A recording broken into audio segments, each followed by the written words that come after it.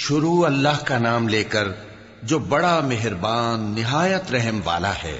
اے پیغمبر صلی اللہ علیہ وآلہ وسلم، جو عورت تم سے اپنے شوہر کے بارے میں بحث و جدال کرتی اور اللہ سے شکایت رنج و ملال کرتی تھی، اللہ نے اس کی التجا سن لی اور اللہ تم دونوں کی گفتگو سن رہا تھا۔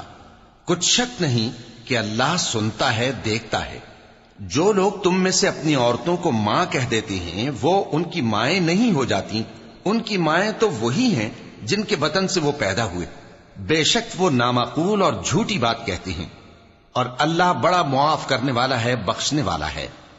اور جو لوگ اپنی بیویوں کو ماں کہہ بیٹھیں پھر اپنے قول سے رجوع کر لیں تو ان کو قربت سے پہلے ایک غلام آزاد کرنا ضرور ہے۔ مومنو، اس حکم سے تم کو نصیحت کی جاتی ہے اور جو کچھ تم کرتے ہو اللہ اس سے خبردار ہے۔ اب جس کو غلام نہ ملے وہ قربت سے پہلے لگاتار 2 مہینے کے روزے رکھے، پھر جس کو اس کا بھی مقدور نہ ہو اسے 60 محتاجوں کو کھانا کھلانا چاہیے۔ یہ حکم اس لیے ہے کہ تم اللہ اور اس کے رسول کے فرما بردار ہو جاؤ، اور یہ اللہ کی حدیں ہیں، اور نہ ماننے والوں کے لیے درد دینے والا عذاب ہے۔ جو لوگ اللہ اور اس کے رسول کی مخالفت کرتے ہیں وہ اسی طرح ذلیل کیے جائیں گے جس طرح ان سے پہلے لوگ ذلیل کیے گئے تھے، اور ہم نے صاف صاف آیتیں نازل کر دی ہیں، اور جو نہیں مانتے ان کو ذلت کا عذاب ہوگا۔ جس دن اللہ ان سب کو جلا اٹھائے گا تو جو کام وہ کرتے رہے ان کو جتائے گا۔ اللہ نے وہ سب کام لکھوا رکھے ہیں اور یہ ان کو بھول گئے ہیں، اور اللہ ہر چیز سے واقف ہے۔ کیا تم کو معلوم نہیں کہ جو کچھ آسمانوں میں ہے اور جو کچھ زمین میں ہے اللہ کو سب معلوم ہے؟ کسی جگہ 3 شخصوں کی سرگوشی ہوتی ہے تو اللہ ان میں چوتھا ہوتا ہے، اور جہاں 5 آدمیوں کی سرگوشی ہو تو وہ ان میں چھٹا ہوتا ہے، اور نہ اس سے کم یا زیادہ مگر وہ ان کے ساتھ ہوتا ہے، خواہ وہ کہیں ہوں۔ پھر جو کام یہ کرتے رہے ہیں قیامت کے دن اللہ سب ان کو بتائے گا۔ بے شک اللہ ہر چیز سے واقف ہے۔ اے پیغمبر صلی اللہ علیہ وآلہ وسلم، کیا تم نے ان لوگوں کو نہیں دیکھا جن کو سرگوشیاں کرنے سے منع کیا گیا تھا، پھر جس کام سے منع کیا گیا تھا وہی پھر کرنے لگے؟ اور یہ تو گناہ اور ظلم اور پیغمبر صلی اللہ علیہ وآلہ وسلم کی نافرمانی کی سرگوشیاں کرتے ہیں، اور جب تمہارے پاس آتے ہیں تو اللہ تعالیٰ کے بتائے ہوئے الفاظ کے بجائے دوسرے الفاظ میں تمہیں دعا دیتے ہیں، اور اپنے دل میں کہتے ہیں کہ اگر یہ واقعی پیغمبر ہیں تو جو کچھ ہم کہتے ہیں اللہ ہمیں اس کی سزا کیوں نہیں دیتا؟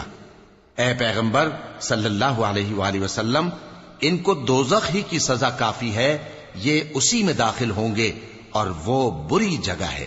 مومنو، جب تم آپس میں سرگوشیاں کرنے لگو تو گناہ اور زیادتی اور پیغمبر کی نافرمانی کی باتیں نہ کرنا، بلکہ نیکوکاری اور پرہیزگاری کی باتیں کرنا، اور اللہ سے جس کے سامنے جمع کیے جاؤ گے ڈرتے رہنا۔ منافقوں کی سرگوشیاں تو شیطان کے اکسانے سے ہیں، جو اس لیے کی جاتی ہیں کہ مومن ان سے رنجیدہ ہوں، مگر اللہ کے حکم کے سوا ان سے انہیں کچھ نقصان نہیں پہنچ سکتا۔ تو مومنوں کو چاہیے کہ اللہ ہی پر بھروسہ رکھیں۔ مومنوں، جب تم سے کہا جائے کہ مجلس میں کھل کر بیٹھو تو کھل کر بیٹھا کرو، اللہ تم کو کشادگی بخشے گا، اور جب کہا جائے کہ اٹھ کھڑے ہو تو اٹھ کھڑے ہوا کرو۔ جو لوگ تم میں سے ایمان لائے ہیں اور جن کو علم عطا کیا گیا ہے اللہ ان کے درجے بلند کرے گا، اور اللہ تمہارے سب کاموں سے واقف ہے۔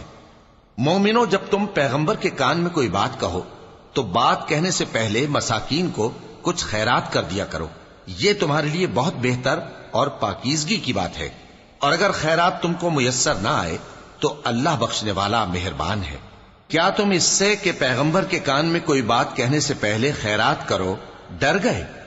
پھر جب تم نے ایسا نہ کیا اور اللہ نے تمہیں معاف کر دیا تو نماز قائم کرتے رہو اور زکوٰۃ دیتے رہو، اور اللہ اور اس کے رسول صلی اللہ علیہ وآلہ وسلم کی فرما برداری کرتے رہو، اور جو کچھ تم کرتے ہو اللہ اس سے خبردار ہے۔ بھلا تم نے ان لوگوں کو نہیں دیکھا جو ایسے لوگوں سے دوستی کرتے ہیں جن پر اللہ کا غضب ہوا؟ وہ نہ تم میں ہے نہ ان میں، اور جان بوجھ کر جھوٹی باتوں پر قسمیں کھاتے ہیں۔ اللہ نے ان کے لیے سخت عذاب تیار کر رکھا ہے۔ یہ جو کچھ کرتے ہیں یقیناً برا ہے۔ انہوں نے اپنی قسموں کو ڈھال بنا لیا ہے اور لوگوں کو اللہ کے رستے سے روک دیا ہے۔ سو ان کے لیے ذلت کا عذاب ہے۔ اللہ کے عذاب کے سامنے نہ تو ان کا مال ہی کچھ کام آئے گا اور نہ اولاد ہی کچھ فائدہ دے گی۔ یہ لوگ اہل دوزخ ہیں، اس میں ہمیشہ جلتے رہیں گے۔ جس دن اللہ ان سب کو جلا اٹھائے گا تو جس طرح تمہارے سامنے قسمیں کھاتے ہیں اسی طرح اس کے سامنے بھی قسمیں کھائیں گے اور خیال کریں گے کہ ایسا کرنے سے کام چل جائے گا۔ سنو، یہی تو ہیں جھوٹے۔ شیطان نے ان کو قابو میں کر لیا ہے اور اللہ کی یاد ان کو بھلا دی ہے۔ یہ لوگ شیطان کا ٹولہ ہیں، اور سن رکھو کہ شیطان کا ٹولہ ہی نقصان اٹھانے والا ہے۔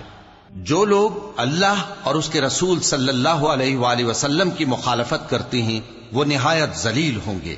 اللہ نے یہ بات لکھ دی ہے کہ میں اور میرے پیغمبر ضرور غالب رہیں گے۔ بے شک اللہ زور آور ہے، صاحب اقتدار ہے۔ جو لوگ اللہ پر اور روز قیامت پر ایمان رکھتے ہیں تم ان کو اللہ اور اس کے رسول صلی اللہ علیہ وآلہ وسلم کے دشمنوں سے دوستی کرتے ہوئے نہ دیکھو گے، خواہ وہ ان کے باپ یا بیٹے یا بھائی یا خاندان ہی کے لوگ ہوں۔ یہ وہ لوگ ہیں جن کے دلوں میں اللہ نے ایمان کو نقش کر دیا ہے اور اپنے فیض سے ان کی مدد کی ہے، اور وہ ان کو بہشتوں میں جن کے نیچے نہریں بہ رہی ہیں داخل کرے گا، جن میں وہ ہمیشہ رہیں گے۔ اللہ ان سے خوش اور وہ اللہ سے خوش۔